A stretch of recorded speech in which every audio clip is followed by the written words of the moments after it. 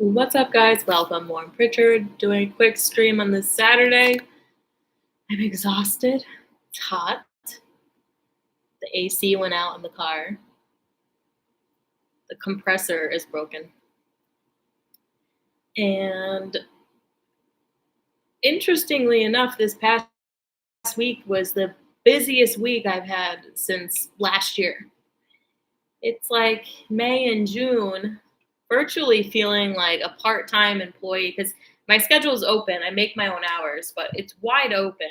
I only typically end up working maybe 25 hours being booked.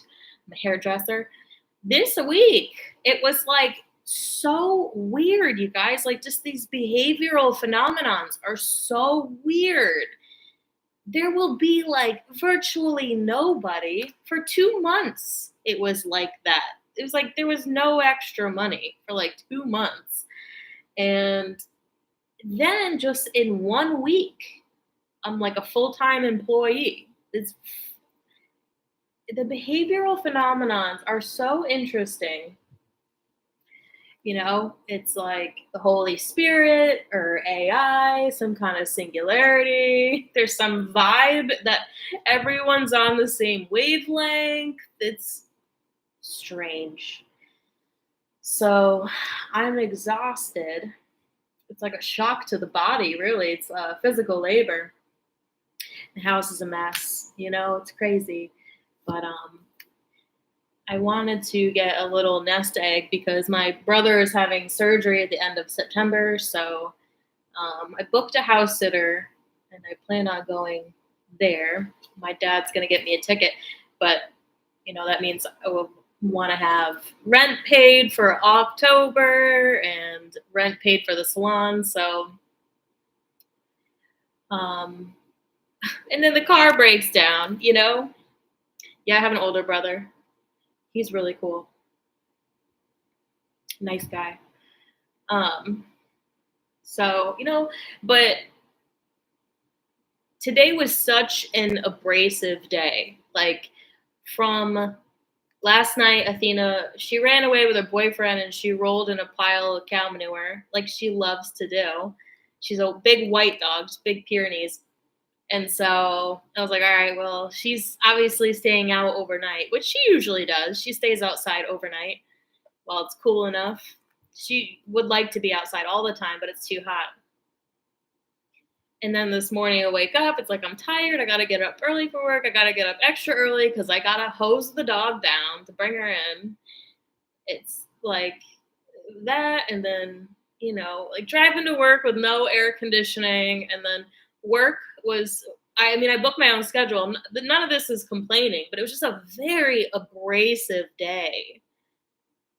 I booked my own schedule and work was really good, but it was like one after another after I double booked myself, which means it's nonstop. So I'm not complaining, but then I had to try to fix my own air conditioner. My coworker, her husband had the pressure gauge. I had Freon. So I'm in the parking lot with a YouTube video trying to do my own air conditioner and it's not seemingly working. So I drive down to O'Reilly's and I ask them, it's like YouTube videos are great, but in the video, the guy didn't instruct you because I watched it like 3 times over because I was like, why isn't this working? It's like, by the way, it's like 100 degrees out. I'm trying to do this. And the other knob needed to be unscrewed. He just missed that little detail. It just ruined the whole video. And it's like, we try to do stuff on YouTube, but it helps when someone knows what they're doing. So I went to O'Reilly and the guy was like, yeah, unscrew it. And then this little Mexican guy who doesn't even speak English comes up and he goes, I'll do it. And so he starts to fix the air conditioner with a Freon. And he must have been a mechanic. So he jumps under the car, gets a hammer, starts like whacking at something. And he doesn't really speak English, but he's like, compressor, no good. So I was like, the Freon wasn't going to do anything. And it's hot as hell. But I still have to go to the grocery store. And then I'm like driving home in this hot as hell weather, and I realized I forgot to leave the pressure gauge for my coworker to give back to her husband. So then I have to drive back to the salon. And in this extreme heat, you'll get like a headache and nausea. So the headache and the nausea were starting. So I stopped at Starbucks with a Horror Babylon logo and got a iced tea lemonade just to not throw up on the car ride home. So, and O'Reilly's got the check engine light. The timing belt is off. So, you bust your ass, but you never really get ahead because now the car's got a timing belt and a broken compressor. But I'm not complaining. And you never curse God. This is the whole moral of this story. You never curse God, ever. We're about to experience the rollout of the New World Order.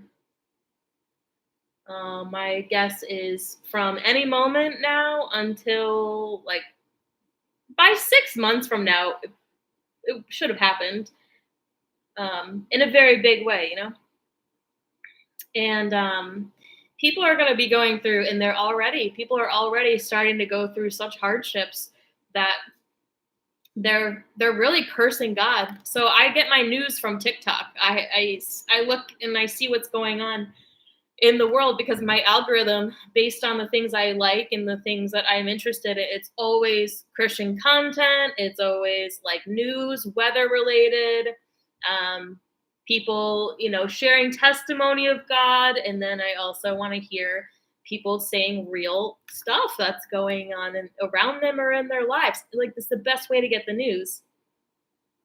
But I'm also seeing a lot of people that are just on there venting, crying, cursing God. This is starting to happen. People cursing God when their situation is so bad. This one woman, she got cancer, had to have a double vasectomy or whatever. Vasectomy, no, where you have your breast removed. I think vasectomy is when you snip for the man, right? I don't know.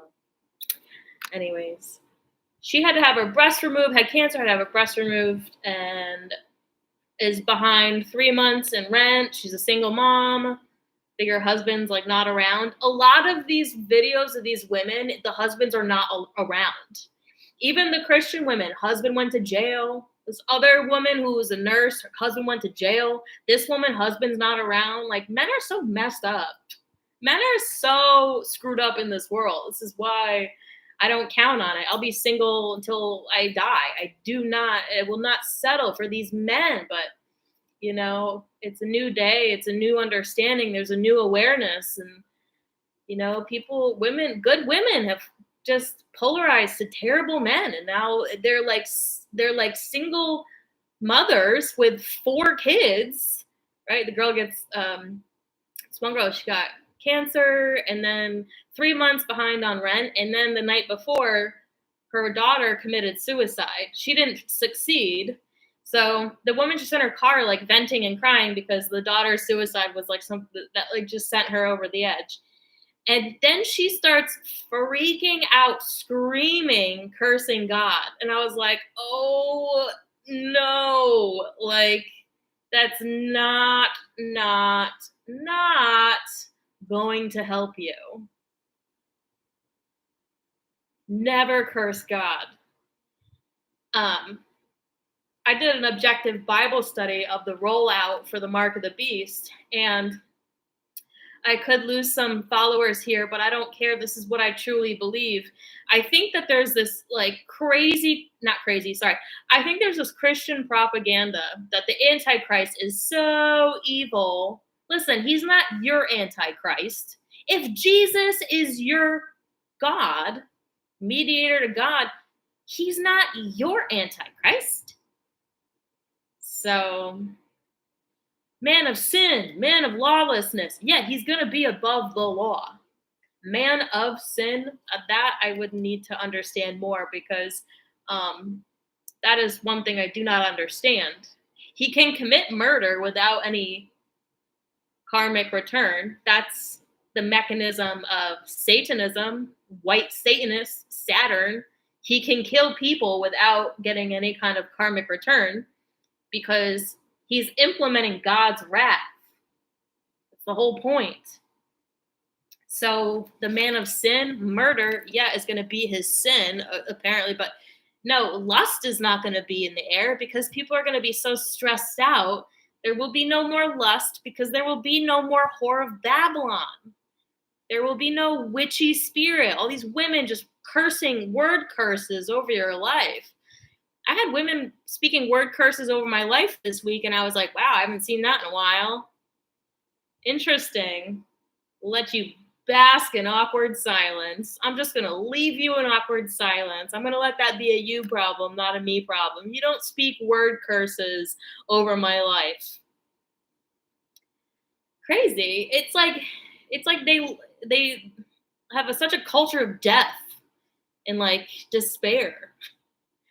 They don't have a relationship with God. It's like, you don't know who my God is. I couldn't even begin to explain. And I don't want to insult people. I don't care how wicked they are. I don't want to get on that level. I don't give a shit.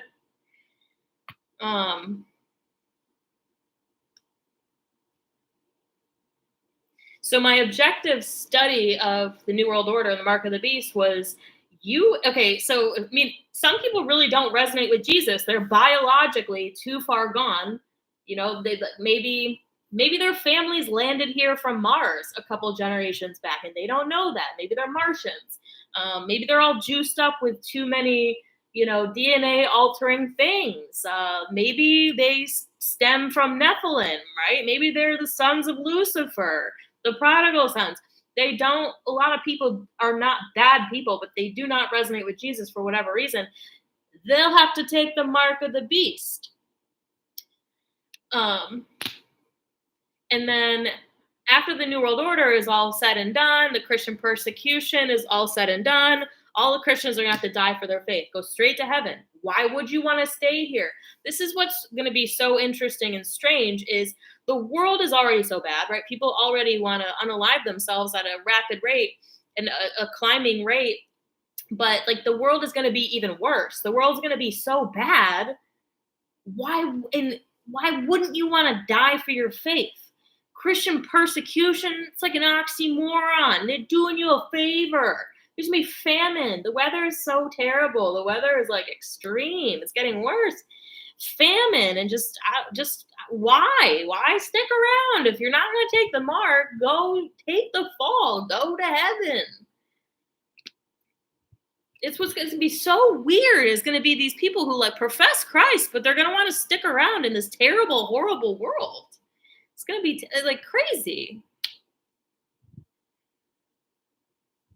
So hopefully there'll still be people like myself to preach the gospel as a means to be like, but if some people just can't understand, right?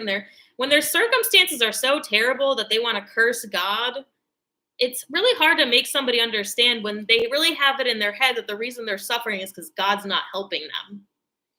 Maybe they already cursed God too much, and this is a result of that. And then, because you got to learn, right? We learn through our trials. Our trials are supposed to strengthen us, make us stronger, make us better, make us smarter, make us grow in the faith, no matter what your circumstance. But people are enduring. Perhaps we are already starting to see God's wrath. I'm not sure. But people are falling. And I'm not going to judge people. Sometimes I think people look at me sometimes thinking like, oh, she drives a shitty car. She must be a shitty person, right? Like rich people think that their wealth is somehow a reflection of how good of a person they are. I'm sure there's people that look at my material status and probably judge me as, some kind of problem person.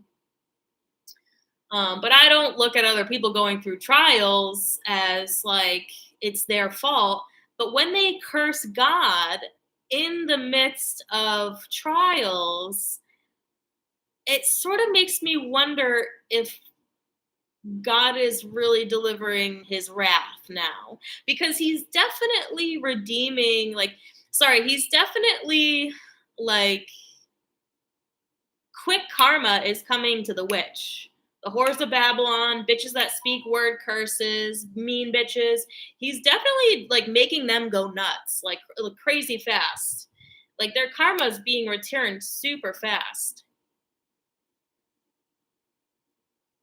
But I think that is going to come for everybody on some level. I mean, I've already been through the ringer when I like really became like, I guess I was always all in for Jesus, but I connected the dot as to like where my life was going and why, but not just where and why, who it was going to, right?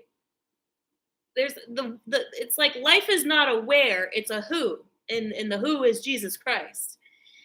So then, therefore, everything that I accumulated from the devil living, sleeping in his world had to leave with it, right? All the friends had to leave. The car had to go. The nice car, the nice job had to go. The nice apartment had to go. Everything had to go because everything in that life was a product of blindly in being in blind covenant with the devil, not knowing it. But then you wake up and you find the who, which is Jesus Christ. Now everything in my life is because of it is a blessing from God. So that makes me a pretty untouchable person. Persecution comes my way. But only God knows, sometimes I wonder, right? Could this car just break down? But I don't think so, right? Could my health take a dip? I don't think so, because my faith is that strong. But if anything were to materialize, I wouldn't curse God. This is the biggest thing, because the New World Order is going to roll out. And then when it's all done, the Christian persecution is done, everything's done. People are going to be living in what they deem to be like a utopia. But hold on to your hats. 3.5 years later, there's going to be another New World Order where people are going to get sick again. This is in the Bible. This is my objective study of the Bible about the rollout of the New World Order and the Mark of the Beast. There's 2 rollouts. The first one's happening soon. And then Christian persecution, lots of death, war, people are going to be living in what they think is like a utopia. But then God's going to shake them up again in 3.5 years after that. And this stuff's going to happen all over again. And the people that curse God then, those are the ones that go to hell.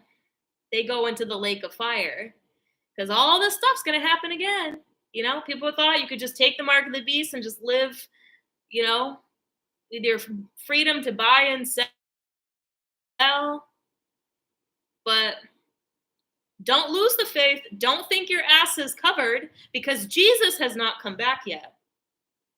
Jesus is to come back 3.5 years after the New World Order rollout and the Mark of the Beast rollout. And then this stuff happens all over again, but it's for Jesus. And then that's the New Jerusalem, New Heaven, New Earth. It's a new heaven and a new earth. So the New World Order is to create a new earth. But before Jesus comes back, a new heaven and a new earth together, you got to get rid of the riffraff. These people will go into the lake of fire. They're going to be like kind of wicked, really wicked.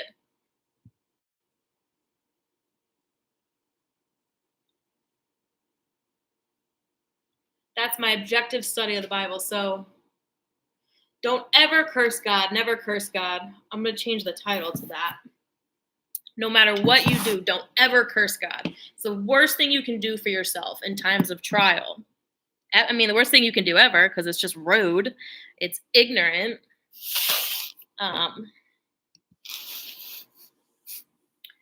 But yes. Oh my gosh, Brandon chatting up a storm. What's up, need to fish? Brandon, oh, Sean's here. Whoop, whoop, what up? Longtime friends of the channel.